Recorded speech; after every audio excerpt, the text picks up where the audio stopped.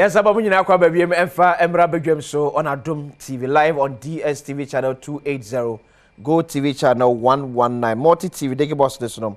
Yeah, live and so on. Yes, streaming on all our social media platforms from Facebook to YouTube.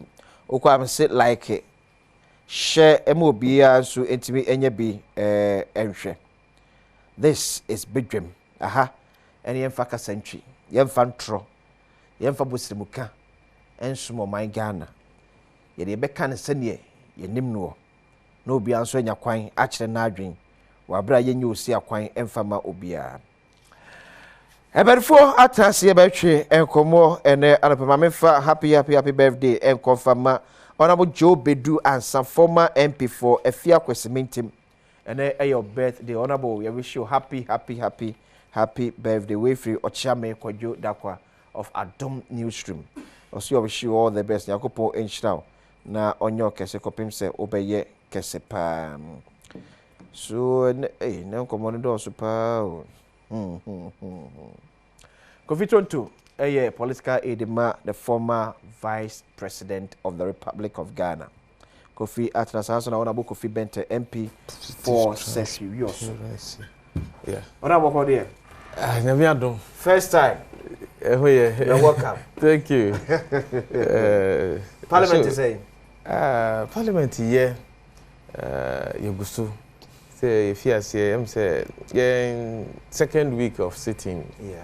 Now you go so, yeah, fit to new man. 5 in a year, FCC. No, my baby, I be here, I did you. My committees crowd, don't know, and for me, now the here woman, and my name, dear, you go so, yeah, Tim's appointment, of course, Parliament, yeah, Juma. You know, we actually don't say yes. Your cost ratings, approve us, you know. Okay, can for say, and exactly 3 weeks, 21 days. Yeah, President John Dramani Mahama. So, it's fine. Could you go there? Ah, Boko. I mean, better now. Hey, so I'm in a mafia man. I'm in it. Ale, so mafia. Our boss said he also. Was a boomer in now. Okay. Mafia no modity. Any for as a Yamo Moya and say, Unia de Abetna. Say, so deputy minister. Some more a candle. Drabos. Sure. Munyaba could be Kahuana. So Western nothing. Yeah. Western North. When I say it mean you yourself. Hey, now say here, where the young president also promising 60. 60, no, also to do a free parliament. Also here regional balance. And which a cake. That's when you substantive health minister. And also cabinet minister. Yeah, and the cabinet minister good. And say, yeah, here crash president so regional balance no 3 crash 60 40. No saying when you equal balance, equity balance. You look at the size and the basic one contribution. Obey basic one. Now they are hitting 48. Now cut 12. On the 12 now other sizes, you know. I see. But anyways, me man, congratulations. Former vice president, what you say? Oh, Nyame Adom no here. I just know Nigeria. Enra na obedrie wa wi media okodi wo ho no. Yeah. Omoto omonsa frɛ no ma ni bedi nkomo fa kabima menkabi. Yeah. Nhihye ho. Wo hwɛ titiriu nanu ekoto aba. Ene de wi a sebe akoma ne pagya druye na enipa bebre enhwɛ nimu se de obedi nkoguo no obagye atemu imprempren mu. Yeah. Nanso oka se da bi oman Ghana yi yonti. Oman Ghana mabunu nti na oman Ghana sikasem nti. Se ne be ya yenkoka se investor bi de sika ba onkoka se oman asumdwe nim. So ho na mabunu so omo pa adwuma na masumdwe bia ni ho nti no na omonsa ankoka nti wo se obagye atom don hwe do 9 pepepe na oji bibia from the time of the election to the time of concede 14 hours na oji tom nti Nigeria for no friend no say say a Bagana, ye can be mammy can be in Africa, or baiting my own. To a normal medi home common. I don't know, or call ya, or could be home common. To a baby drew, it might be brain so die anymore, bear. One of, as part of the submission or can say, but I think is trying to gain grounds. Kakra said the challenge of African politics now for ye fighting for the next meal. And inti honorable free say the free baby am we are minya and made into semi muja cross semi trap. It is secure sa position. And I think where I'm for being a year when your mamma mono koye level na at least semi need meet me akufu akwakonye bi na media. Menim the uto say no many brebre against the minyan and yeah. Honorable. Menim say one who's a petition here, they calling for the removal from office. Chairperson of the Electoral Commission, I think other 3 commissioners. Yeah, so Dr. Boss Mansari, Alex Tete, Opedi Tete, and yeah, on the account. Say a dead on arrival and I say, already a substantial. And the me, Chia ya hefo ya tiefo na ye say the womode akodan omampanyini no de di kan ne kwan so a na me de ye de omampanyini Adom mama di ade 7 January no na enu achikura me hu petition ba ko bi sure nkofo bi say positive action for transparency and we almost the petition he said enumenu ya new president no wodi electoral commission benimfo ni nyina akora mfiri ho na we nso enura ekoyi de tie ni se ema amamuo eye family de mehunu no eye se yeto abawie na yebekọ abatoe mu na dodo no ewo nyoma bebre aye kade tia abatoa komisa en wanye sei wo yesu de oye yempe ye kan ya ni nyina mu no abufu a nkofo nyaaye abufu a timamufo ni nyaaye ewo komisa ne so ni nyina no sa ankowie se yeto abawie ebinom demra ahye wo musam ekoye basabasa na se wo mo ankasa pese wo mo de wo mo pe ekoyi mpanimfo no free ho na mra kwan so no ne se ye mra ban constitution na ye de ebu oman no ema obibia akwanya wo mranum se panini bi ete se electoral commission mpanimfo yi wo mo ho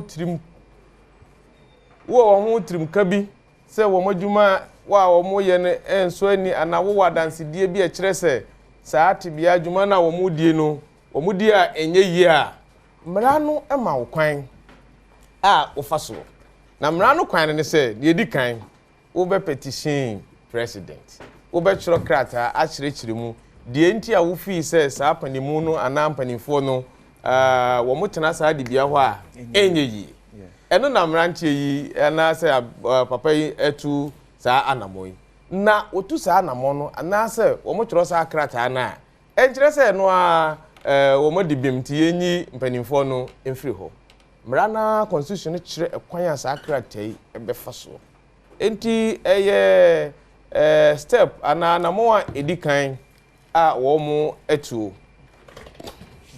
eye anamo a edikan a wo mo etu na die didi so no nso ebeba enti omampanyini sakan ono nso ebehwe mranim na mranim fo obetu nofo se wasa won so refer de ma committee bi a omonhwem na ye na mra kwan so efufemu akoka se ebia mpanimfo die Ghana fo binum kan afa wo mo ho no edi se yeyi wo mfiri ho ana se endi se yeyi wo mo efiri ho a na mra kwan so no ye hunu sa na we enye die edikan ye hunu ye constitution e dey bu o man e republic 1992 constitution e dey for republic ye hunu about commission ye hunu ye wura afare jan ne bi so ye anwo na chi ya won etiko ono ana ne bre so ya ofiri ho yenya ofoforo eye Charlotte mame Charlotte osei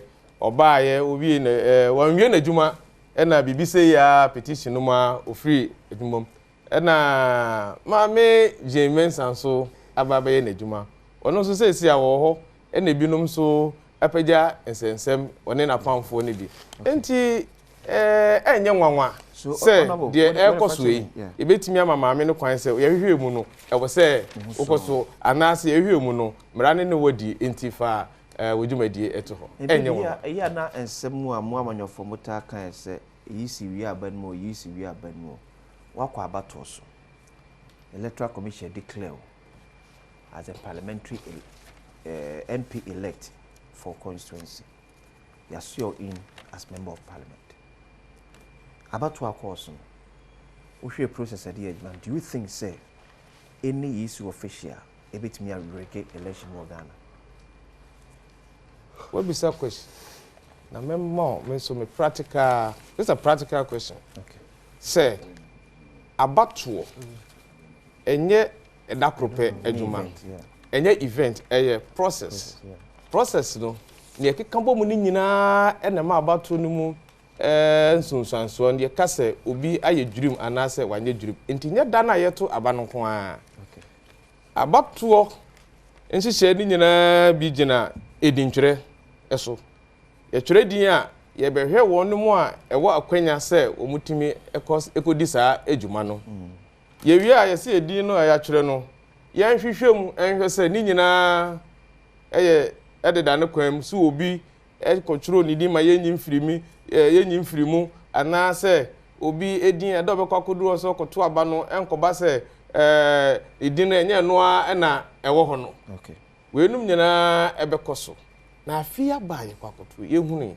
2024 abaya ye to ye sansensemi bebre epeja ye se ebinom edin a ye wose ekohwe wo ye friends nwoma numu no wo mo ko ye no enye saa na tie wose ye amendment ho ebinom ba yi security mom ebinom ye wie ye no na ye saa review ni wie ye no na ye hunu records e buy no still ye hu se no ba ebinom wo ho a ye ko ye saa review no ba ye kura no wo mo a aye transfer mfie bebre ekonomu din asan ebem okay ye nyina ye hu ye consent na ye consent ye resolve na easy ka say sa consent ya be de ohwe ne bra opese woye no another review sa review no say aye nye no te se de ye nim omra no mu no afi de ye be ko akoye no online ya digital na nankofo eyem ehihye omo say asa digital ya be enye obia na aduru sa pempenso no yen mu asabi yen kuro num bebere num won krase ade network baby o ha ubokura emfa enti se me kokobo na amfa na mantimi amfiri hanso anko isi because me constituency say every one part ebi o ebi obi tie ede ko your friends district capital ho no obeta wo be 25 kilometers wow enti so mantimi anko yes ade we just to confirm the name na adane du okodu ho na ne din enimu a ede na obeye sa nyoma wenum nyina na se ankoso yi a eka ho bi ama obi dun ka se ene na abato komisa no obi bi opese odi sie manfo no obi bi opese odi boa obi for instance what the other example near course no ya yi si ancorrect no enya effect bi wo the outcome of 2024 elections across our constituency as far as me constituency say we also concern there yen opposition that NDC yen ye manual processes no ma kekensi enuma ehunu se die ekono se koba se register no ba ne ye koto aba we na ye hwehwe ampaniampa e ba ye no ye nya ti start symptom ne ba ye no enya effect bi our election so me die no so enya wo so okay me da se Kofi Honorable Reverend Charles Owusu Abekensa former independent parliamentary candidate at the Madisha Wom Kranza North constituency. Reverend. Mo call there. The Nyamia yeni o. Ye de Nyamia se. Ade party there. Obo ade na dey asida ma. Ye de mense. Member one ma ba behwe because there be akasa asem we yisi wi aban mo yisi wi aban mo and this active say your opposition and you say yisi wi aban so bese nyina ye bo won ye tie ase and niema yisi ye a etimanu wi a aban won say bi na ye kan a ye won say ne course no enye sunsuanso bia wa abato no eso to bi gire bi no wo ka say sehwi honum na abato ye wi mu a eye ntro uwi ni no tro trodo ya menchira kofi me nua me da se bebre edi kan me mfa nchia soronko emma wahwefo ne watifo na yese se kraman wo ho na wo mpe na sema peja fo se kra yese kraman wo ho na wo mpe na sema enam na yira kra na de ahye no na o de hye na akra bi kra na akodi mpipra agro no wapira o se kraman ne ka no apɛ ahoma bia na de akyekere kraman ne mene enti bro focus say give a dog a bad name and hang it opɛ ahoma de mena nipa ne mene enti okay ekwan bia obefa so na nya san ka hwe asema menu akofi tena ha kan ya ahwe asema kan ya se nya ahoma na opɛ de akyekere isi kon waka asem ni nyina besi se hwi oso ho ayeto aba no krojin or how be amaso intino asem ni ti ene ne kon ne nan no ene de hin look de ekoso nyina ye NDC kofi ne party for ne church because ya beto aba no mo ka kire say omo ka kire ye say maami we de ye wani a be pam no wanti bi wo ye nsentwe ni wanti enti ukọ law a yesi mens rea adwinmu pa etai unsusu ye echi unsa adwinmu po bone ne tai unsusu ye echi enti omo no omo ye omo adwin se ekwan bia maami we ye bepedin bone ne de atai no na ewia de ahoma akyekyere ne mene no enye ne bawai oti ho wo se okoto aba o de 7 point reasons by the entire your friend is saying register no nya papa orefi emu ba akokra nu ha otimi prove ye to the extent say edin na omokofa ba ye no kra de ne kosi we came here we discussed it edin transfers a wo ka ho asem ene sa nema ni nyina at the end of the day I think you could see be 315,000 total names are not issues it came out say enye issues obi akreti now let's look at the petition. Okay. Petitioner mo de koye no de di kan a mehu ne say wa me de koye enye petition a enkofo de akose yempam penny ba ko be free voter regime de akọ no na so na make say petition mo de akọ na so mo de koye so o de ka kire wo say omo ta ekire what are you saying na no medi min kan kire wo say omo no ansa na ye be wani aba no mo ka kire say omo bom betu no ana urefi kwazi okay urefi akachire mi so urefi they made it clear Charles uni omanwe mu they made it clear so omo ba abemu a they will sack Madam Charlotte Mama ne crowd Mensa enti sabio oti he na obi aka akire o say obeye obone na ade akyenye na obi ditu abegyina okon so a office ye hwehwe mu a police for ye hwehwe mu officer why no medical call so sabe if there is a murder case when no yere kra tifi na se bibi ye wa unim the first suspect o yere anka ono wote ase anka ono na benefit no ono na ye first suspect enti ye ka first suspect anyomo they are the first suspect. Now go and look at the reason. Frivolous, pathetic, bogus reasons are on their share document. And they say, "Sir, na ya disenfranchises are." Look, so we call court. Now we could secure redress. Or how until we call court no. Court na jumani say obepe eno ho adura den amount. Adura no sia the amount that abawe ye koto ye nua Fredo Abonyo Omeye MP. Yeah, for one. So what's the point? See, they are talking about say more MP for 2020. So for the whole of 4 years, no money will be on parliament. So real objective. I don't know one fan call before 2024. So nsusu pa at least so the fact office Akufo-Addo cry nya ho hwea fact on record. Say 2020 asem na wo kan. You had 4 years other than one fanko. You say they won't Me say wo the fact na ka Akufo-Addo cry nya ho hwea ne enka say Akufo-Addo na e de sobo na e bon. Enti na make sure say the ultimate purpose in say South for ebetimi anya representative. Is that not so? Yeah. Has that not been achieved? Not in 2020. Not in 2020. As they wanted. Why this time? About you 2020 saying 2025. as someone me kind they make sure when they say say who seek a redress to a problem. So how be or na open annual draw. Okay? Okay. Annual draw no say South for being representation. Is that not so? Sure. And now easy for ayen share hurrah to the extent say nyame ya Adom 2024 yetimi ato aba ama South for so enya representation. Okay.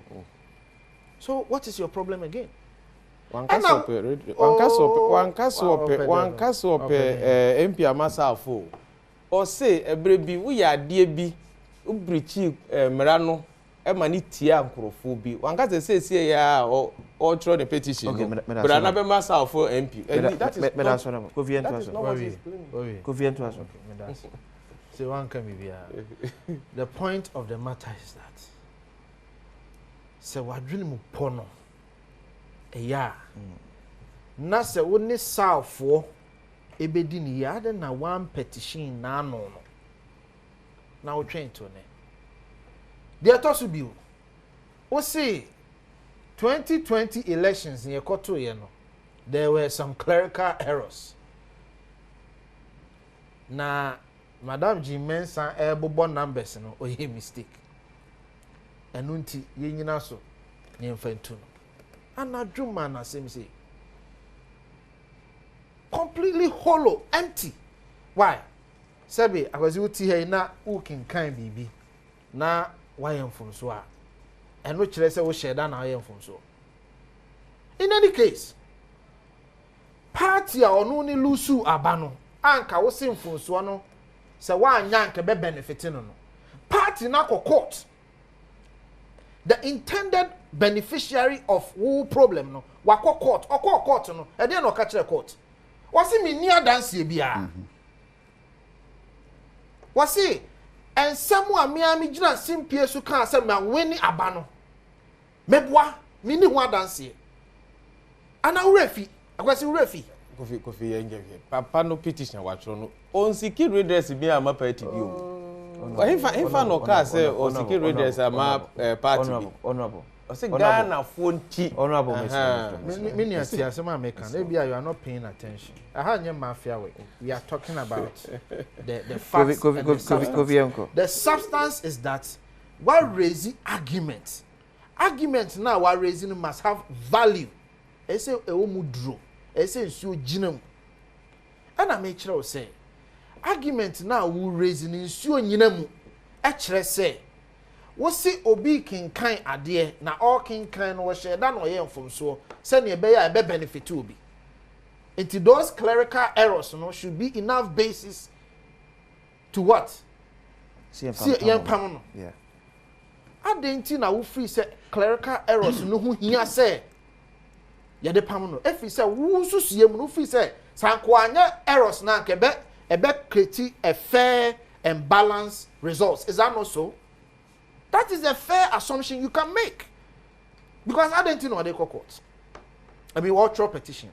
Because in Susu Yene say, Sanka Madam G Mensa yes I'm from so na Anka Ebia no cray said daddy no a daddy. Okay. No cranning in the dear no cranning in the say Ebia now Susu says Anka NDC for no way.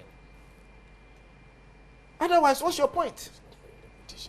What's your point? Enti petition now what they call dear na wokope. Enti minia said medical can me Madam G Mensa.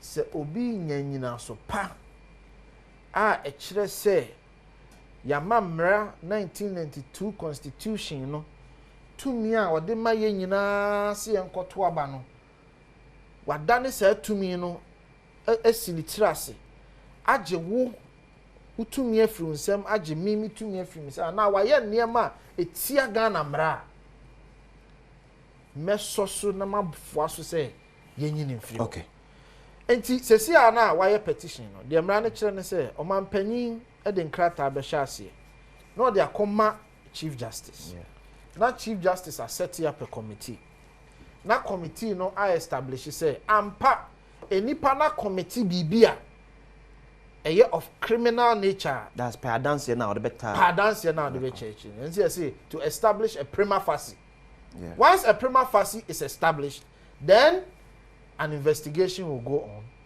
na say investigation no body na ansana omampanyi de nkrata asha say yenyina di basa de meme hui ene de yakinkan eno ne adanse ene de amenia eye holo that's it Reverend Charles Osu obi asem na wie kwesi mame na wase ahwefo ne atiefo so a etie afi menua honorable so secretary minim hoye pa kofi so dia ja menua komano no na de wo mu ne se enkomo a yedi mame mfa so na menchia mikromufo okay oni se ya man hene ti se de bibia atoto yie na na kwambafo otoso enan nkranza man hene na de chia obebre but kwasi me mesum oman me nsum amanyuko okay nye obi amanyuko bi asemtina sebe gidi se Ghana no se eyiyi a emfa ho ne amanyuko a wo ye ho beto I'm looking forward a day a president be na obi a competition president say unemployment cost nti everybody insecurity about mine nti abane hwe ho yi I'm waiting for petition because say efi aye o mine muma na say fi so aye muma nti na ama yare eyi niti nti kwanya abane be fa so a obebo ama efi ne den akofam. In fact, two wrongs doesn't make one right. Mejidi said the D kan ye nua ba Charlotte in any group no asem ba ye no. But internal issues are a peer bonting. Ma hwe na we toma no yonko na nam sunti ene ma committee was set up. Mo hwehwe mo nsemu me nyaaya nka bia metisi ye nka amanasa. okay But nyaaya because the asem ya obisa na ye ko to ba amanyofo di we wiem beto ba wie di we ni nka so obi awiem anameboa yeah because in 2016 me ensem go ha me kra me kan bi ebi akire na manum ho because maami yana oye ye nua ba ho fe Charlotte na oye perceived say oye niema bia support man the ruling government at the time etimi asan ye atena konya no so no ye kwoto about ne declare na Danko Akufo-Addo as opposition leader no the president elect and anyasa yeah beto about so ye nua DC for so e raise red flags bebre ye wi akire nyame the 2 million shomonsa close to about 1.7 million difference gap ne buy ye nua ba Jane and they declare Yura Mahama as president eti kade ba asem biem ko asema ye nua yi kan de I say company for say efiachi ni abofo yatra we have passed 2020 elections so that say ya we 2024 ama de edi nkugu ajatum de edi nkunimdie so koso ye ne niam yi so what is it edi asem biem de hia pa say e be discuss nye we no mo na medua Erika J ene wonya na appointment abrantie fefefe wo hia brantie a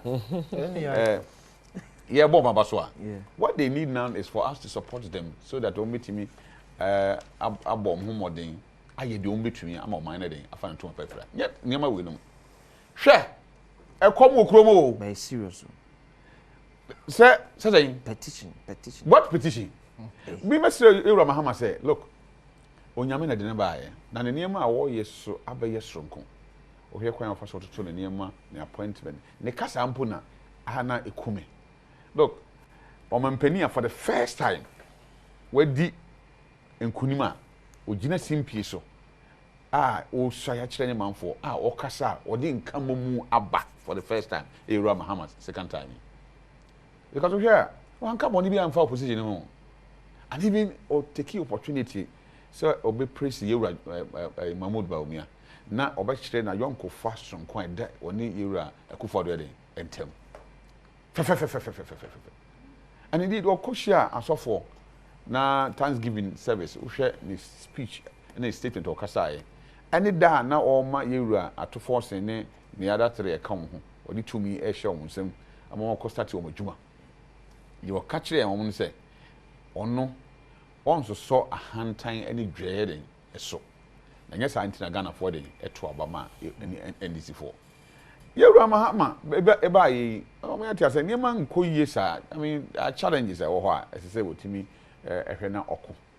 Na ye nyina so yeboa na otimi ye ni ye se be ya mfaso be ba man aso man ba me ti odum ye medwen opa me constituency 98% of our road na ye bad enti empire me bo an se Ewura Kwame Agwaja abai Ewura Mahama amamud ebe nya ahoto a edi sika be ba na oya akwan ni bia obitima ba be ye kwan ni bi am ye nyina den ya faso bi into petition nya wasem what kind of petition what dem petition I opposition akofan petitions fatun chain no I saw all kind of me who nyina so be ewo nyina so say hwe se ye ka say ye be hwe abato ho phone so ya akoso bi ya get to about ke be sani pe wo nyina ye to about wi an ke be sani wi ya asanka me di nkugui ka me wo issues bi a metimi I raise okay about the entire nam so a me di nkugo ana me di nkunim dia me raise issues ya the entire nam so a me di nkunim nti ye to about wi na ka so bi di akira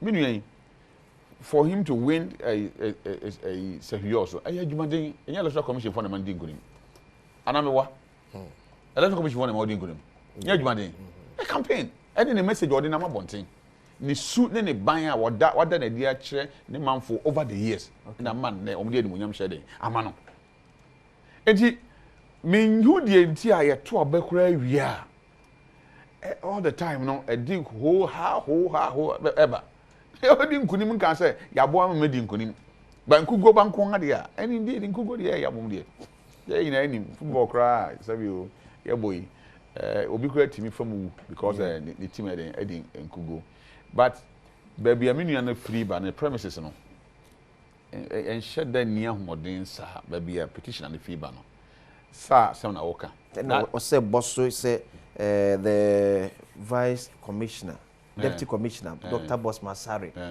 tre ni me bi wo social media na ma na ye say or towards the NPP one pay NDC it is say ni pare koso ma na tena ho no mu a e dangerous e de ma o my Ghana because you have more code of conduct and ambo yeah e wo adwuma mu yeza sure you say that how say over better say as host they say we and the kwan say we enti etika bibi nhye masom ba o de bibi hye wosom o producer say o chia na watene ho adwuma no mra ho anameboa enti yewia Boss Masari ne nsem o kan say o church na na say enra that when they start here na fe even though crime has no expiring date but have they committed any crime na some na Troy no e man e begina say any kwan say o to me say o ya adwuma electoral commission na me hold brief for him. I'm not defending him but I'm just saying say a man sanity a ni ade nkran ye twan na nka wadi bone ne mo ansan ye yi na ka ye no because ensem a wo kan enye nra asem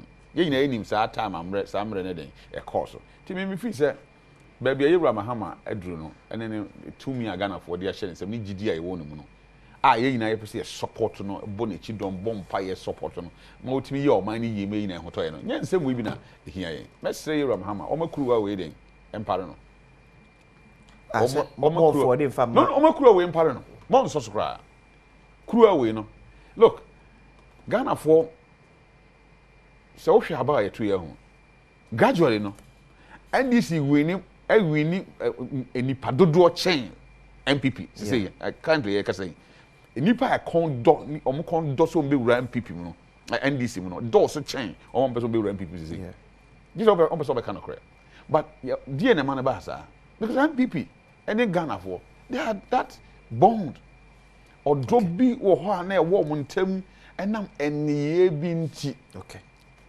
na saa ne ye no start say dano enipa den dano but the chance reverend Pesa so fache me na me ko mula mrana me samra so bi mate reverend Charles so no ye ko mula ye ba isi yes am nyina akwa ba bia me se mo wini am da bia me ka so me mpa ba ewia 12 enwumre 6 e be sa the another live draw and so abro na kwekwana de bi cost was antemampo about this MMDCC executive say what NDC mu asantemampo nipa bi fi say kwam fa so amoye vet no entwaye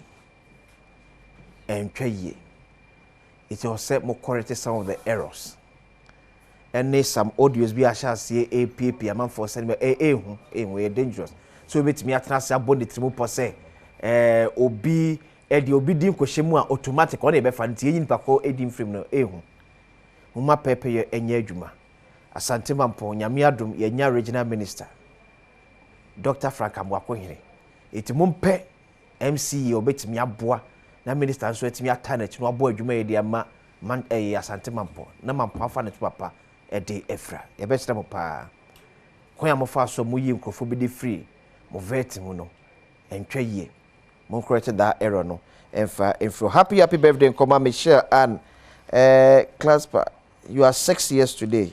Oko School Special Grace Academy or Tantra Hills. We free Oma Mesewa and O Papa.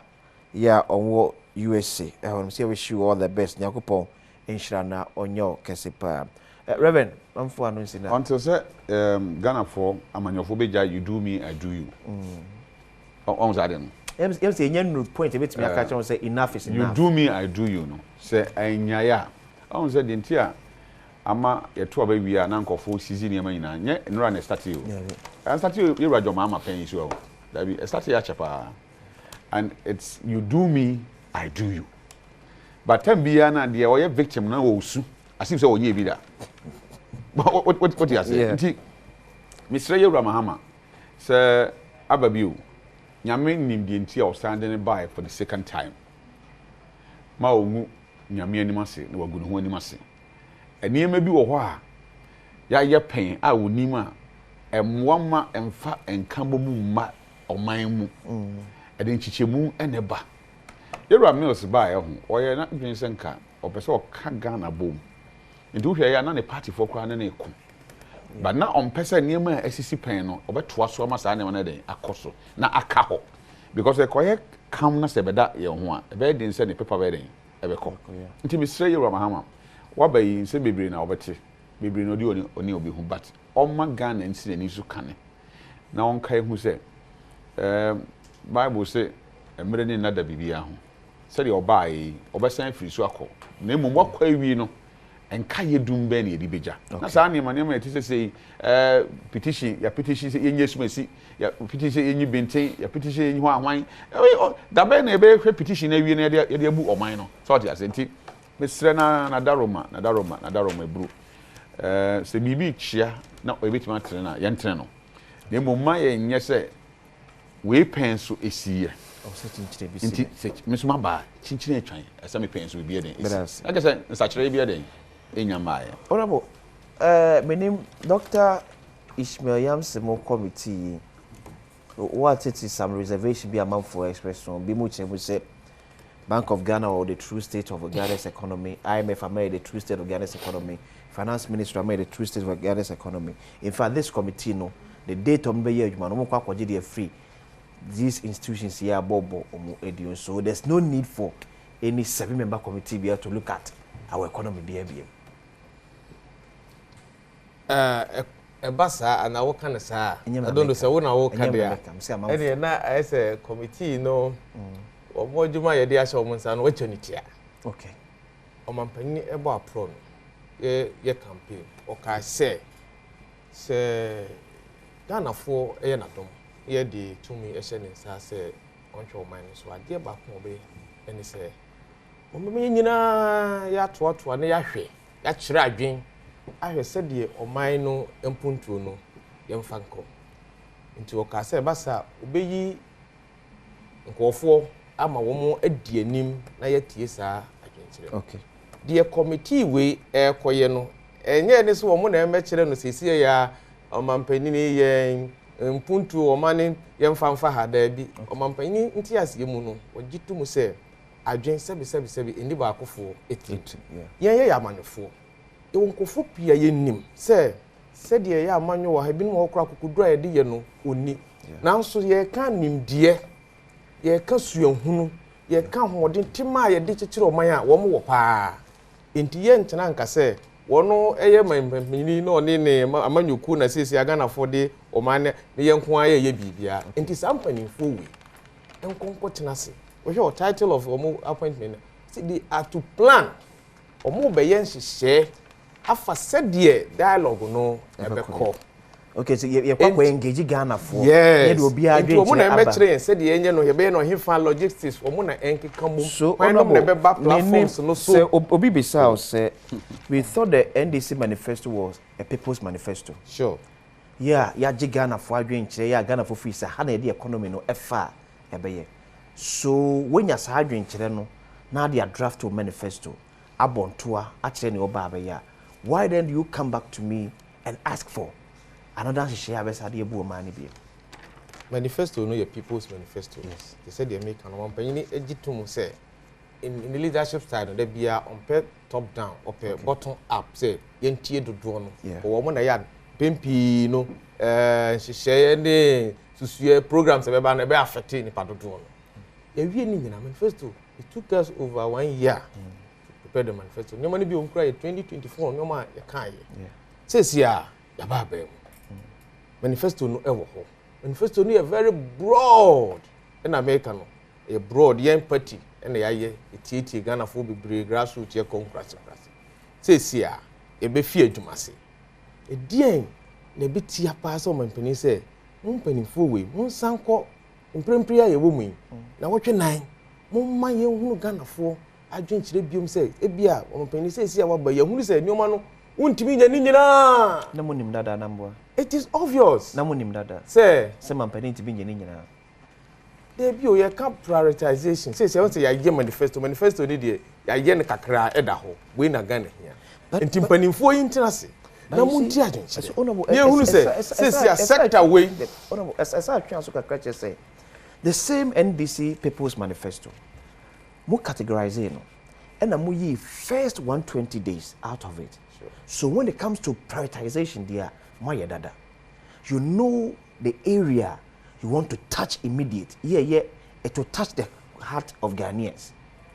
The first 2 weeks in office, put up a cabinet ministers. You be a betting tax. You be how way they narrow no more. We mo no is on the economy. I say, but the manifesto because was about the economy. Yeah, the betting tax, is not only the betting tax, the yield levy was not about the economy. Yeah, among any economy. Was it because we didn't get a clear picture when you were in opposition? The economy. Oh no, I said okay. He even said it before coming into power. And he said that when he comes to power, he will do this, and he knew what he was doing. And yes, I say, "How about Bemu no akopa sampeni for no?" But ye promise go make ye promise. I don't say kwe bi. Ye promise ah. Or ye campaign or case say obedi omampani a de ya ye nyina chire no obeye sa we aka it we never be bua shape economy but as nyame nchira ko mo nkotena se ye mpanyimfo ento to ye mfa express embra wo mo de committee we cry de mo rule ne say ye plan process no ye creative platform who will be on this platform within 4 weeks so they go for the assembly and that is not so bachelor wa adwen me ni asisi ano me anyu adwen chense se ye me ni asisi ano me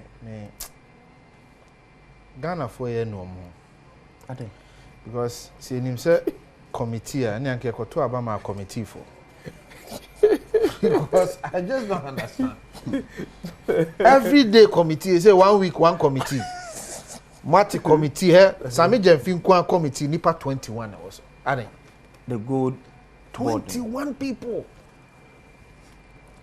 one committee now allowance in square committee ni beji no etimisi oh meba o de ma me nkasa allowance sa committee ni beji wo Sami Jemfi committee ebetimi asi new building for PMMC because I just don't get it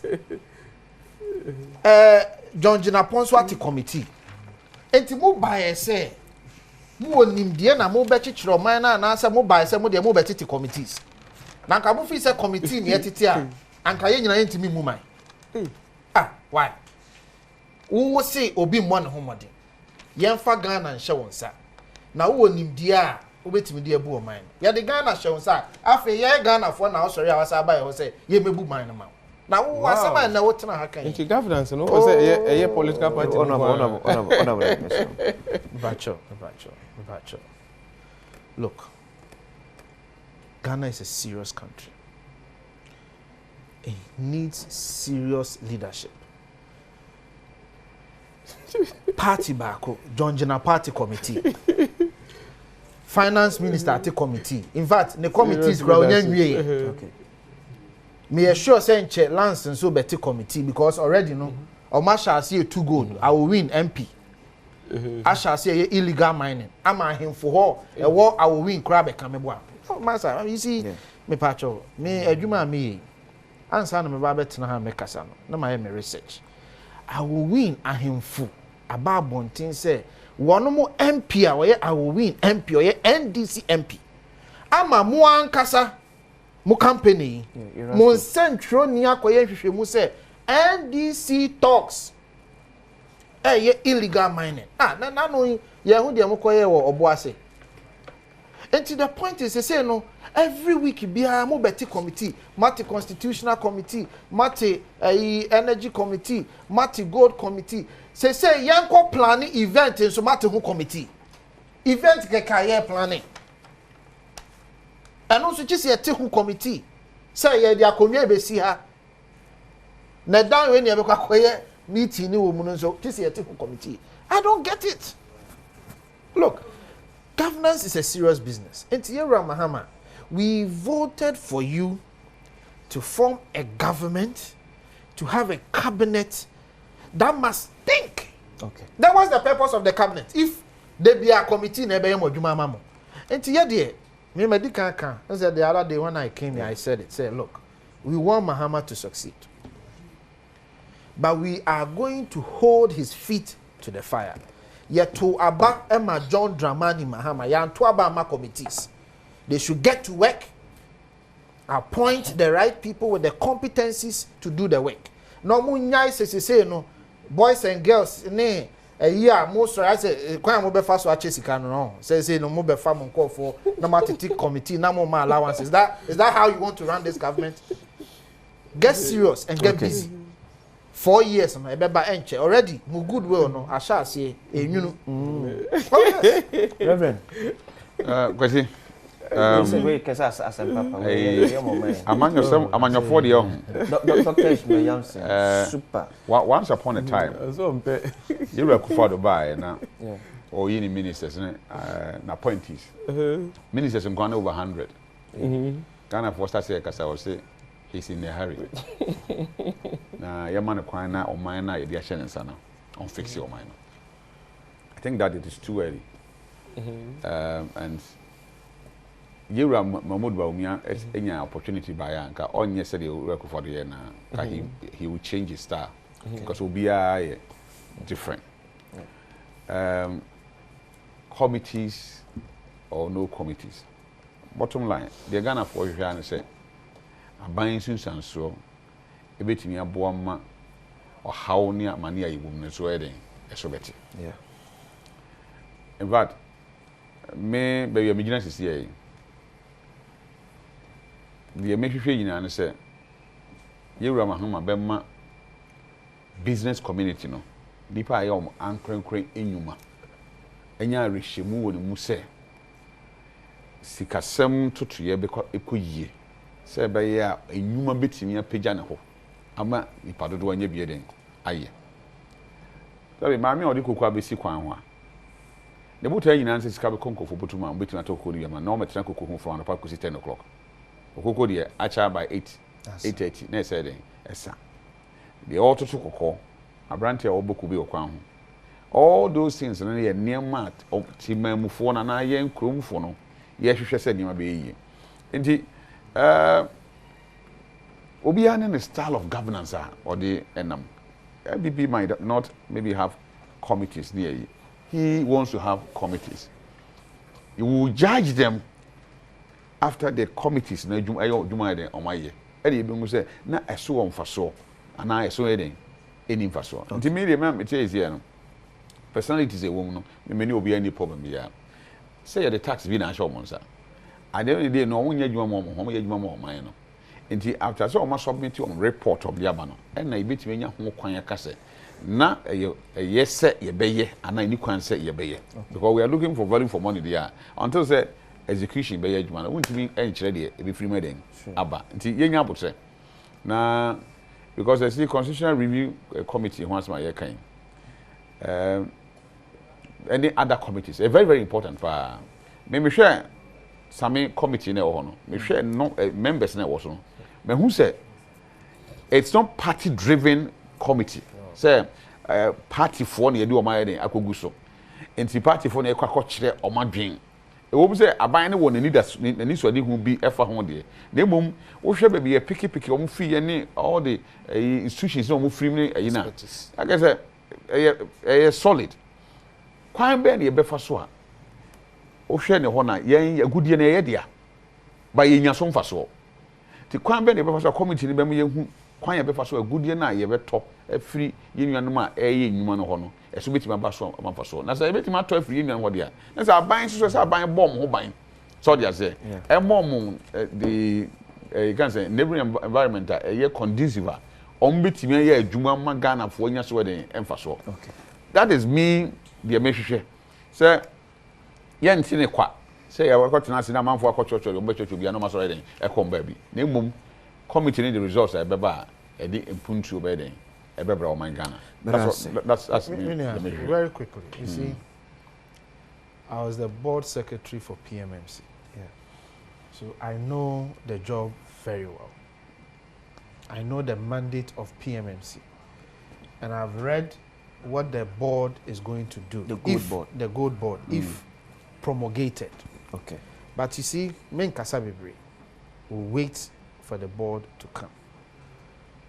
But then, you see, Charles, the challenge with your submission is that Omampenyi Ekachre say, why analysis of Ghana's economy and the challenges thereof into onim Ghana how tientu abama no me solve how yet to abama who we I will say committee sankoye report to make or how what are you talking about? But I say confident to e better when you want so dey brave na o share bedwem president on Adom because na Adom TV watch na pa e da for na say kese come production team dey nyina me din dey Akwasi Asia background